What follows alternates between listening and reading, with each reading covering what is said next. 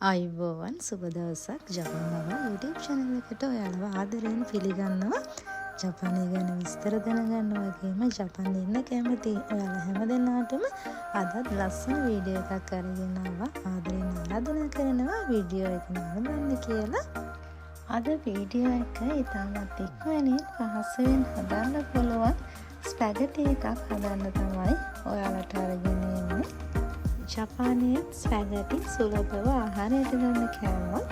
ඉතින් මගේ ගෙවත්තේ තියෙන රසම රස එළවලු යොදාගෙන තමයි මම අද ස්පැගටි එක හදන්න යන්නේ. ඉතින් ඔයාලට මේ වීඩියෝ එකෙන් එක තමයි අරගෙන එන්නේ. මේකට අවශ්‍ය වෙනවා ස්පැගටි, ඒ වගේම තමයි සුදු නූල් ටිකක් මම වැඩිපුර එකතු කරගන්නවා ආහාරවලට. ඒ වගේම ටූනා හෝ කුමන වර්ගයේ හෝ සැමන් කුඩා ටින් එකක්. මම මේක හදන්නේ අපේ ගෙදර ඉන්න 3 දෙනෙකුට. ඉතින් ඒක නිසාවෙන් තමයි මේ ප්‍රමාණයන් අරගෙන තියෙන්නේ. මම තරමක් ලොකු තක්කාලි ගෙඩි එකමාරක් විතර තියෙනවා. ඒ වගේම බෙල් පෙපර් ගෙඩියක් තියෙනවා.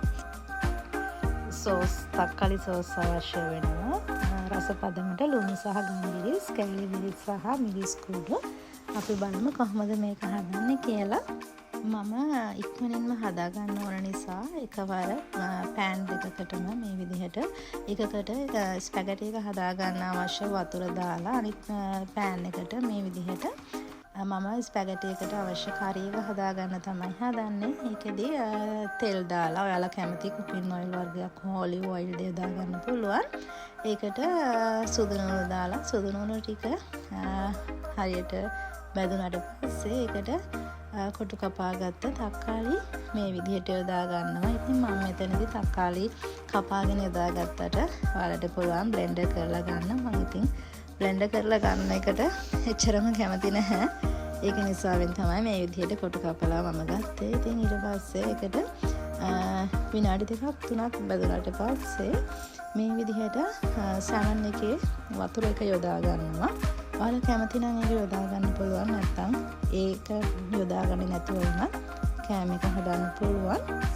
ඔයාලගේ රස අනුව ලුණු සහ ගම්මිරිස් යොදා ගන්න. සමහරු තක්කාලි වල පොතු ඉවත් කරගෙන යොදා ගන්නවා. නමුත් ඉතින් තක්කාලි ගොඩක් ගුණවත් කෑමක්. මොකද ගොඩක් කාන්තු සහිත ආහාරයක්. ඉතින් ඒක නිසාවෙන් මම තක්කාලි වල පොතු ඉවත් කරගන්න නැතුව මේ විදිහට තමයි යොදාගන්නේ. ඊට පස්සේ අපි ඒකට තක්කාලි සෝස් හරි කෙචප් හරි ඔයාලගාව තියෙන සෝස් වර්ගයක් යොදා ගන්න. ඊට පස්සේ මේ විදිහට සැමන් එක කුඩාවට පොඩි කරගෙන යොදා ගන්න ඕනේ.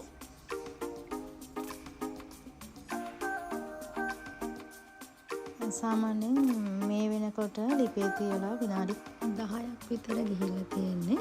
මොකද සාමාන්‍ය ගින්දරේ මේ විදිහට ඒ කරි එක ටිකක් ඝන වෙනතුරු උයා ගන්න ඕනේ. මම මේකදී යොදාගෙන තියෙනවා තව මිරිස් කුඩු සහ කෑලි මිරිස්. මම යොදාගත්තේ චුටි දුවත් ඉන්න නිසා පොඩි ප්‍රමාණයක් තමයි. ඔයාලගේ රස පදමට මේ වෙලාවේදී කෑලි මිරිස් සහ මිරිස් කුඩු යොදා ගන්න පුළුවන්. ඊට පස්සේ අපි බෙල් පෙපර් ටික එකතු කරගන්නවා.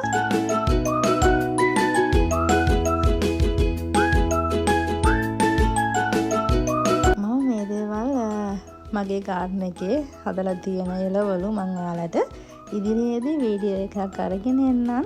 කොහොමද ලංකාවේ එළවලු වවලා තියෙන විදිහ ජපානයේ ඉතින් ගොඩාක් ආසාවෙන් තමයි මම මේ දේවල් කරන්නේ. ඉතින් ඔන්න ඔය විදිහට තමයි ස්පැගටි එකේ කරි එක රෙඩි වෙලා තියෙන්නේ. මේ වෙලාවේදී ස්පැගටි ටික එකතු කරගන්න ඕනේ. එකතු කරලා හොඳින් මිශ්‍ර කරලා පිළිගන්නවන්න තමයි තියෙන්නේ.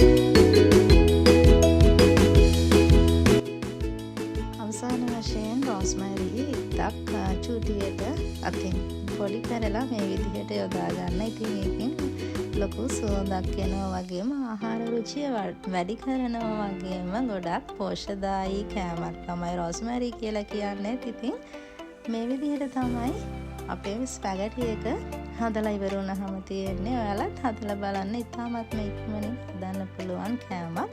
ජපානයේ ස්පැගටි, මැකරෝනි, පාස්ටා ඒ දේවල් අපිට රෙස්ටොරන්ට් වලින් ලබා ගන්න පුළුවන් සුලභ කෑම. ඉතින් මම හිතනවා මගේ වීඩියෝ එකෙන් ඔයාලට දැනුමක් ප්‍රයෝජනයක් ගන්න ඇති කියලා. වීඩියෝ එකට කැමති නම් ලයික් කරන්න, කමෙන්ට් කරන්න, ෂෙයා කරන්න. ඉදිරියේදීත් ලස්සන වීඩියෝ එකක් අරගෙන එන්න බලාපොරොත්තු වෙනවා. මම නරඹපු අහගෙන හිටපු ඔයාලා හැමදෙනාටම ස්තුතියි.